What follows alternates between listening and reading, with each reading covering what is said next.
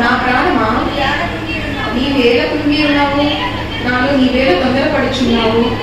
దేవునియందు నిరీక్షణ ఇచ్చును, ఆయనే నా రక్షణకర్త, నా దేవుడనియు చెప్పుకొనిచును. ఇంకను నేను ఆయనను స్తుతించాను. అయితే ముందు దావీదు ఏం చేశాడంట, తన అంతరంగంలో చూశాడంట. ఇది మనందరికీ చాలా కష్టమైన విషయం.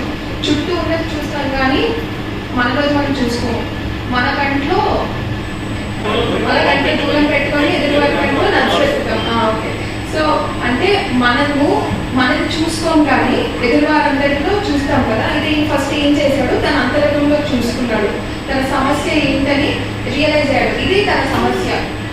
ఇక్కడ కదా ఆయన ఎండిపోయి ఉన్నాడు, ఇక్కడ కదా ఆయన అవసరం అనేది సోర్స్ చూసుకున్నాడు. అయితే ఇప్పుడు తెలుసుకున్న తర్వాత ఆయన ఏం చేశాడు, యాక్సెప్ట్ చేసుకున్నాడు. మనం జనరల్గా చేసుకుంటే మనల్ని మనం యాక్సెప్ట్ చేసుకోము, మనల్ని మనం ఫర్గివ్ చేసుకోము. నేనేదో చేసేసాను, నన్ను నేను క్షమించుకోలేను, ఇంకెప్పుడు నేను దేవుడికి మొహం చూపించుకోలేనని మనము ఇదిగా ఉంటాం. కానీ ఫస్ట్ ఆయన యాక్సెప్ట్ చేసుకున్నాడు. నువ్వు ఎందుకు నిరీక్షణ కోల్పోతున్నావు, ఆయన ఎందుకు ధైర్యం ఉంచుకొని తన ఆత్మతో ఆయన చెప్పుకుంటున్నాడు. ఎండిపోయిన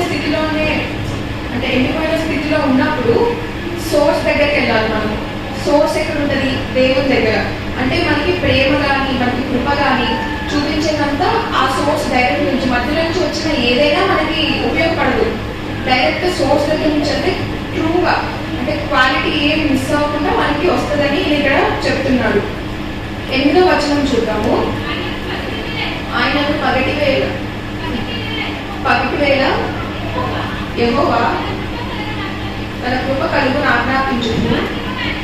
రాత్రి వేళ ఆయన గూర్చిన కీర్తనయు నా జీవదాత అయిన దేవుని గూర్చిన ప్రార్థనయు నాకు తోడుగా ఉండదు. అయితే కృప గురించి ఒకటి తెలుసుకుందాం. గ్రేస్. కృప అంటే ఎలా ఉంటుంది, ఒక చిన్న పిల్లలు ఇద్దరు కొట్టుకుంటున్నారు.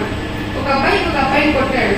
అబ్బాయి ఏడ్చుకుంటూ వచ్చి నన్ను కొట్టాడు అని అంటాడు. ఆ అబ్బాయిని ఏం పాడుకోవాలంటే మనం ఏం చేయాలి, ఈ అబ్బాయిని కొట్టాలి. ఈ అబ్బాయిని కొట్టగానే అబ్బాయి ఖర్చు తీరదు. సో మనం ఏం చేస్తాము, ఇద్దరిని ఏడ్పించుకుంటే ఇద్దరిని సాటిస్ఫై చేయాలంటే ఆ అబ్బాయిని పిలిచి ఆ అబ్బాయి వీటి మీద చేయి పెట్టి మన చేతి మీద మనం 2 సార్లు గుర్తుకుంటే ఆ అబ్బాయికి దెబ్బ తగలదు, ఈ అబ్బాయి కూడా మా అమ్మ కొట్టాడు అని ఇద్దరు సాటిస్ఫై అవుతారు. ఇప్పుడు ఈ విషయంలో ఎవరికి దెబ్బ తగిలింది, మనకి. నా చేయి మీద నేను కొట్టుకున్నాను కాబట్టి మనకి తగిలింది. అట్లానే ఏం జరిగిందంటే, ఇప్పుడు మన తప్పుని తప్పుగానే చూసి దేవుడు మన తప్పు కొరకు పడాల్సిన శిక్ష మన మీద పడకుండా ఆయన మీద వేసుకుంటున్నాడు కదండి. మన మీద పడాల్సిన శిక్ష ఆయన మీద వేసుకుంటున్నాడు. అది ఇక్కడ ఆయన చెప్పే కృప.